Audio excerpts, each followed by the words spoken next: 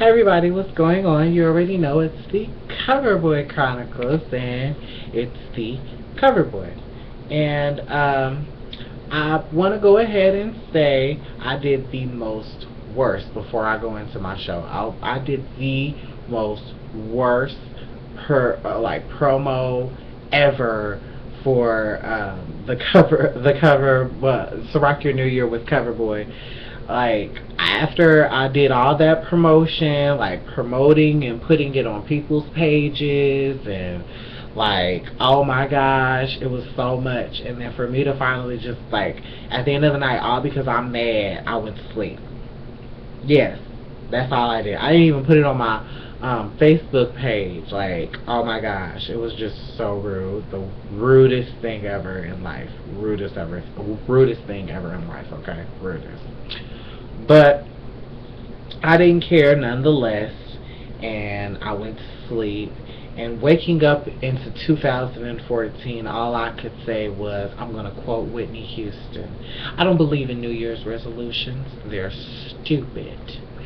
So, but for me, it's a little different, because when I do my New Year's resolutions, I don't know about you, but I fall through with my New Year's resolutions. I end up getting 2 out of 3 of my New Year's resolutions done, or I end up doing all 3.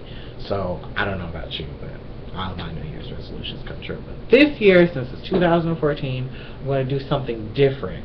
I'm going to do it like at the end of the, or I'm going to do one like at the beginning of the year. Like, I'm going to switch them up. Like, I'm going to do the first 3 at the beginning of the year, and then I don't know, I may do them again.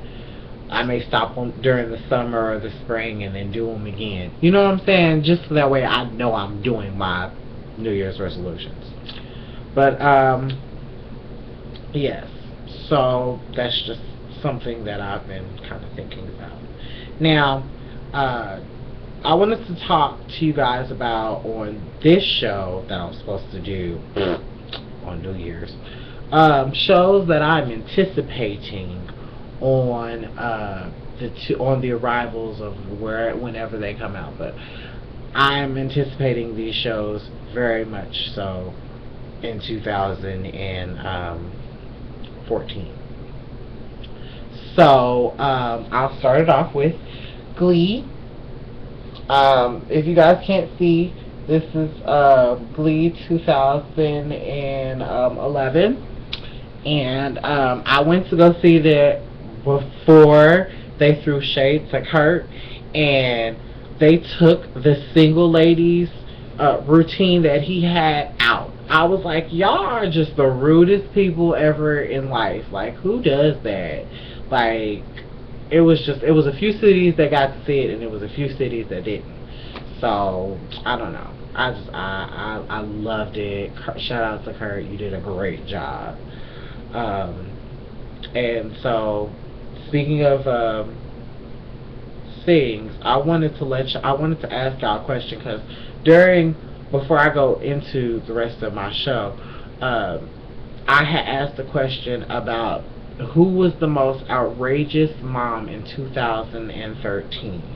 Was it Candy's mama, Mama Joyce, off of The Real Housewives of Atlanta? Was it Mama Jones, Chrissy and Mr. Jones? Was that their mama? Or was it Scrappy's mama off of the Love and Hip Hop, Mama D?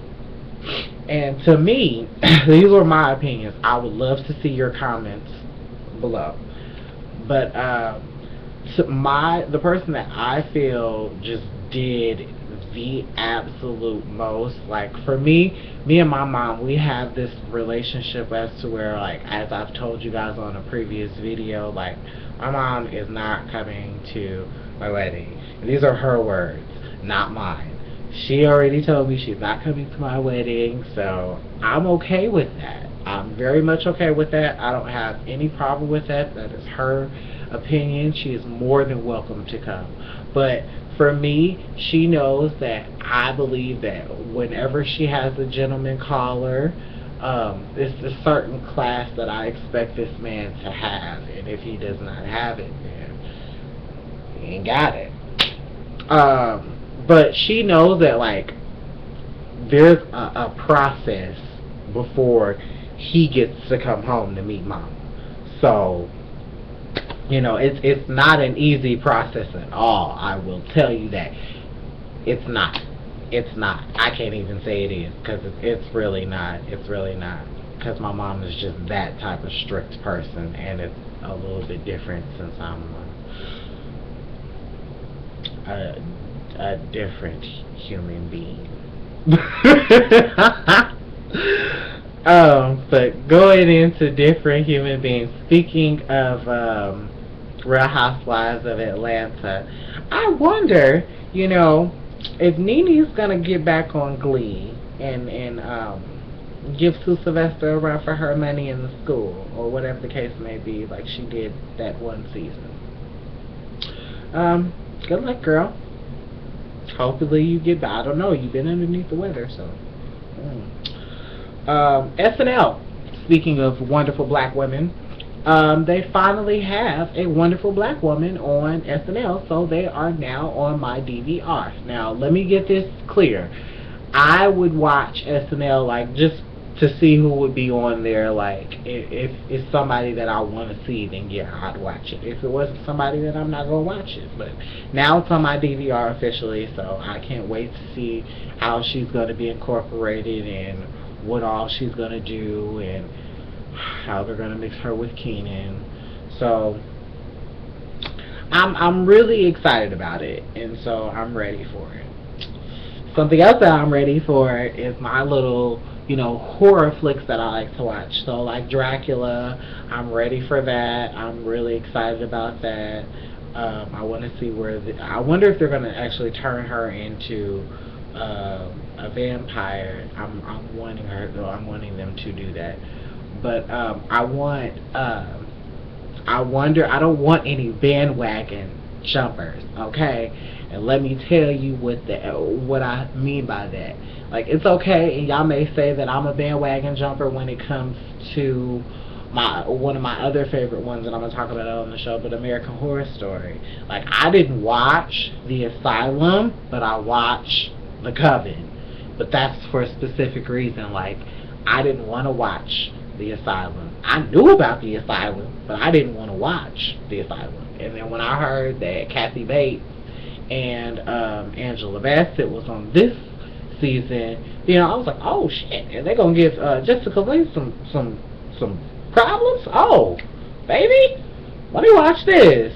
So I made sure I was on it, but I'm really excited about Dracula. I know that it's not that particularly popular now, but I can tell that in the second season it's going to be really hot, and they're going to make a lot of spice happen.